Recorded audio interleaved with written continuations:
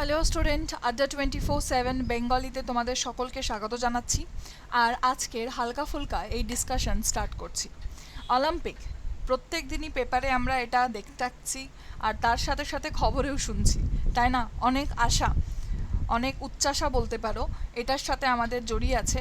কারণ যে সমস্ত অ্যাথলেটস যারা আছেন, যারা আমাদের দেশকে গর্ববোধ করাতে, আমাদের দেশের জন্য এখানে গিয়ে টোকিওতে এখন অলিম্পিকটা হচ্ছে, সেখানে পার্টিসিপেট করছে, তাদের জন্য আমাদের অনেক অনেক অনেক শুভেচ্ছা রইল। তো সেই শুভেচ্ছা দিয়েই আজকের এই ডিসকাশনটা শুরু করছি।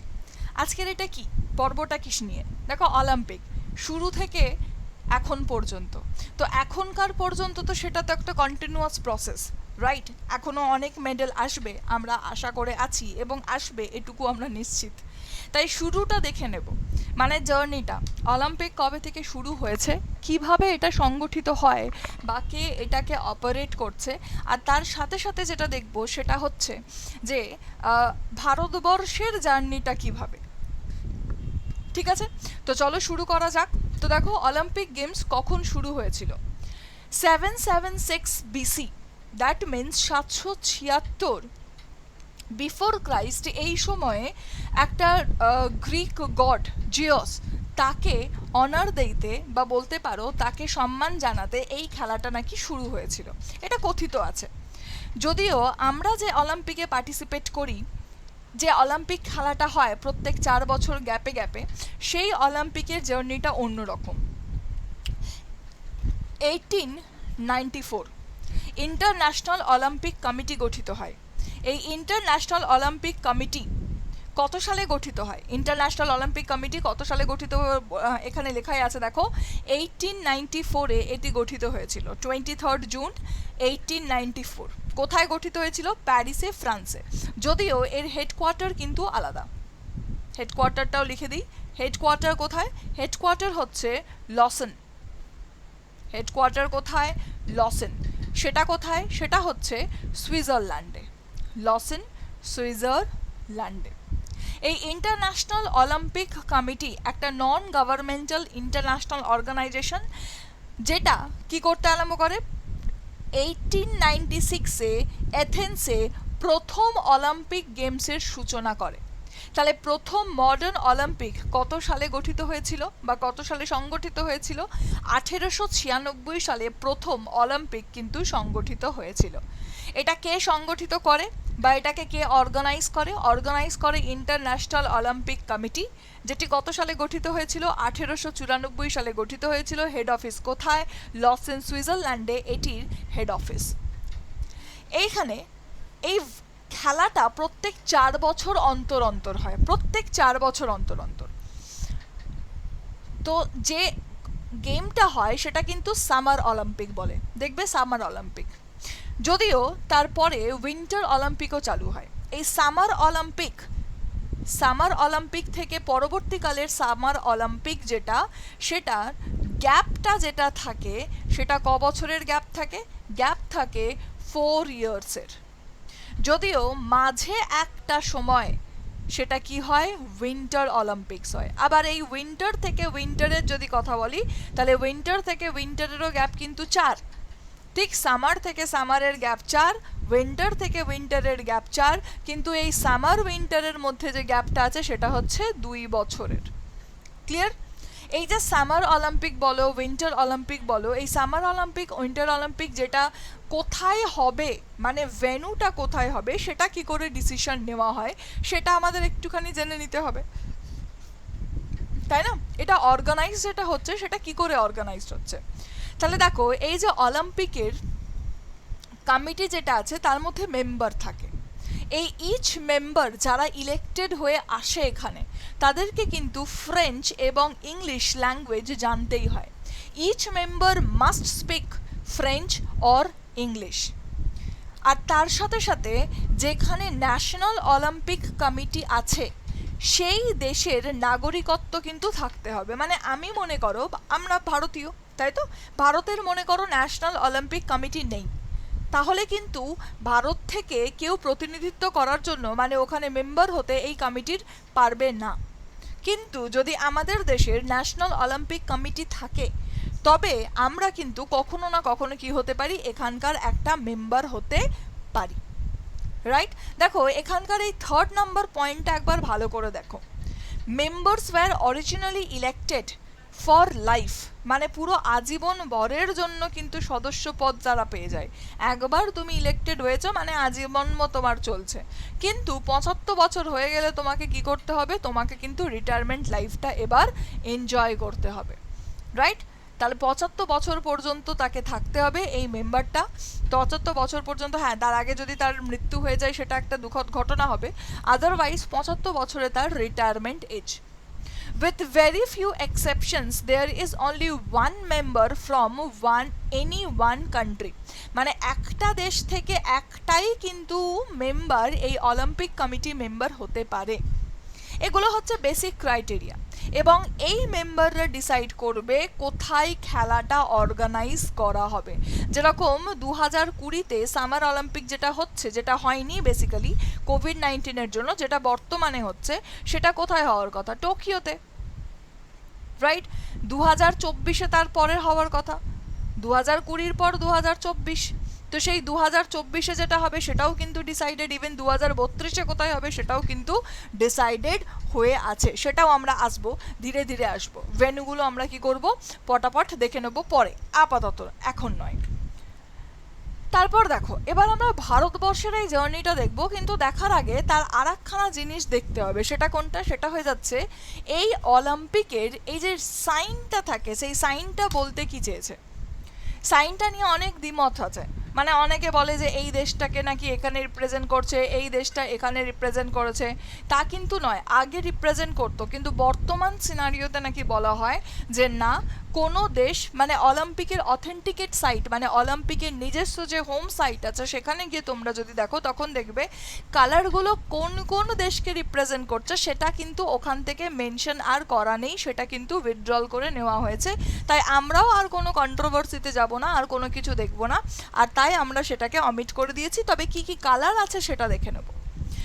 অলিম্পিক গেমস আর অর্গানাইজ আফটার এভরি 4 ইয়ার্স, প্রত্যেক 4 বছর গ্যাপে গ্যাপে কি করা হয়, এটিকে অর্গানাইজ করা হয়, যেরকম আমরা একটু আগেই দেখে নিলাম।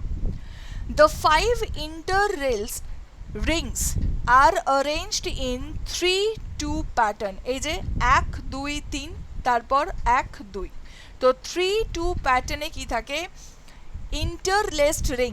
ইন্টারলেসড মানে এরকমভাবে কানেক্টেডটাকে কি বলা হয়ে যাচ্ছে, ইন্টারলেসড। এই যে ইন্টারলেসড যে রিংটা আছে 5খানা, কি কি প্যাটার্নে দেখা, দেখো হোয়াইট ব্যাকগ্রাউন্ডের মধ্যে থাকবে with a blue ring to the extreme left.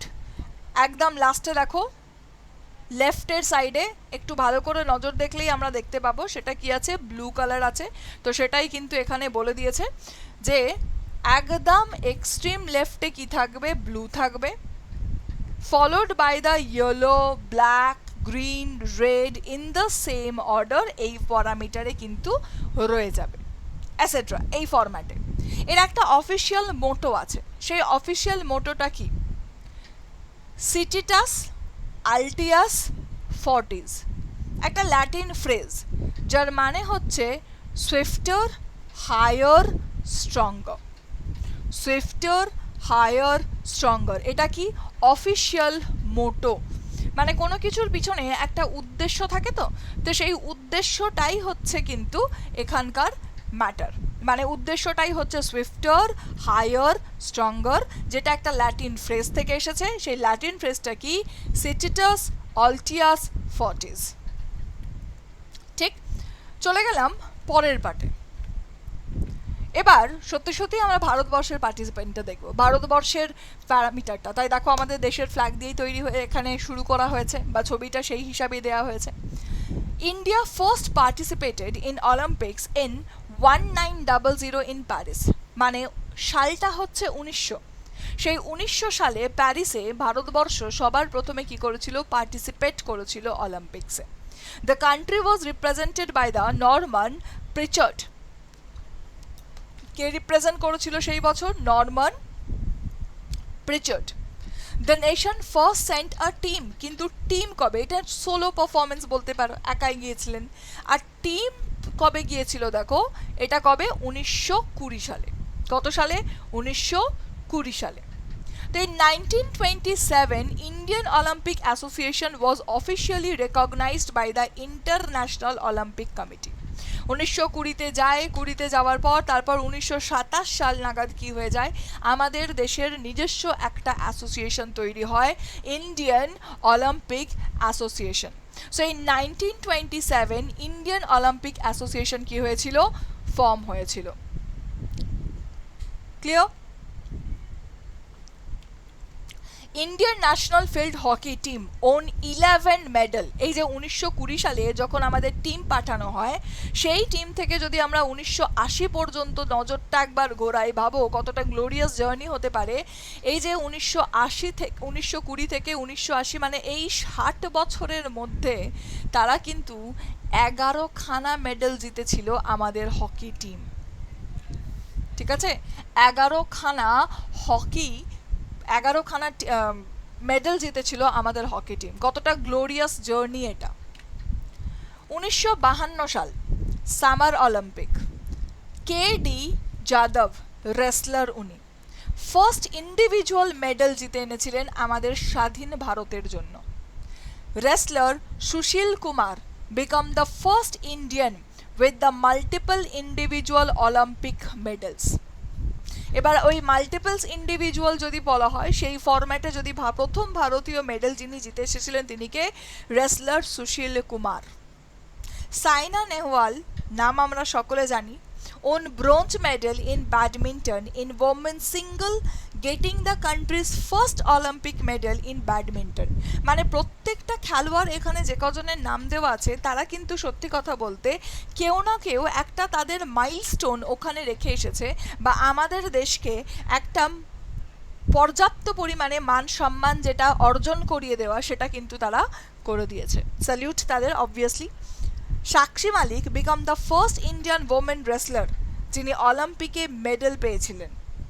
PV Sindhu first Indian women যিনি সিলভার মেডেল পেয়েছিলেন।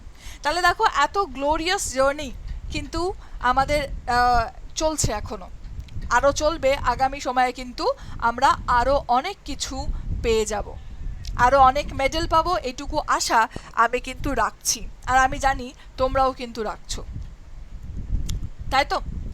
চলো এবার যেটা দেখব সেটা হচ্ছে এর পরপর যেখানে ভেন্যুগুলো আছে সেই ভেন্যুগুলো একবার দেখে নেব। ঠিক, ভেন্যুগুলো দেখে নেব।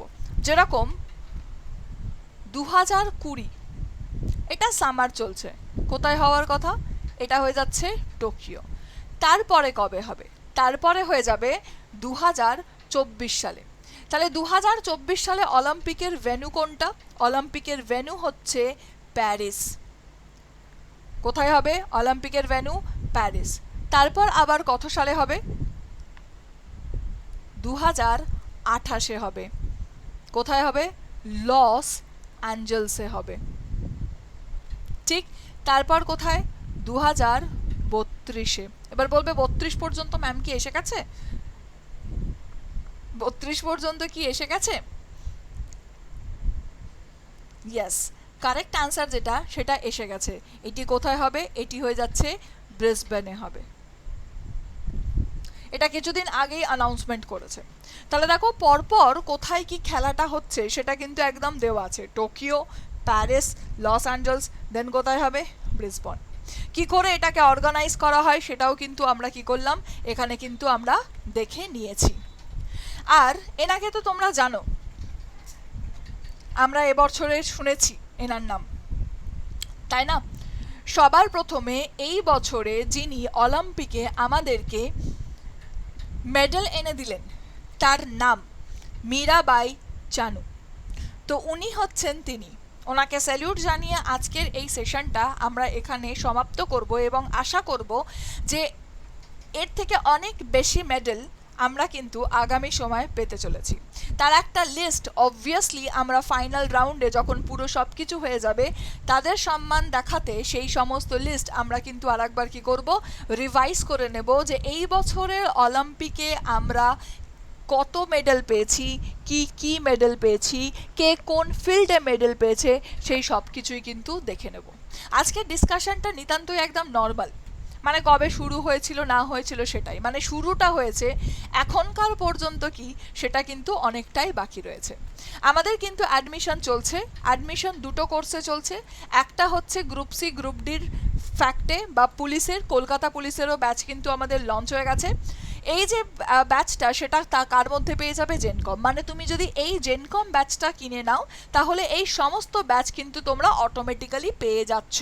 ইভেন ভবিষ্যতের সিইটি রেডি যদি ব্যাচ বলো সেটাও কিন্তু হচ্ছে আমাদের এই জেনকম মহাপ্যাক। কিনতে গেলে কি করতে হবে, অতি অবশ্যই আড্ডা 24/7 এই অ্যাপটাকে ডাউনলোড করবে।